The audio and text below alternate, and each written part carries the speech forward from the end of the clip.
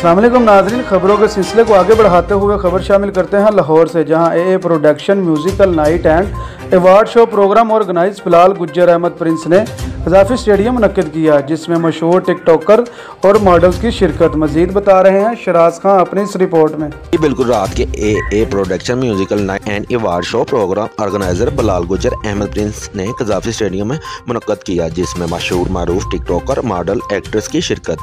Musical program में बहुत से लोगों ने अपनी अपनी धुन में गाने गाकर महफिल को दुबाला कर दिया। फिर हुआ अवार्ड देने का सिलसिला शुरू, जिसमें मशहूर TikToker Gulfam golden, Samiullah, makeup artist Misba Amin, जो कि मॉडलिंग भी करती हैं, इनको अवार्ड से नवाजा गया।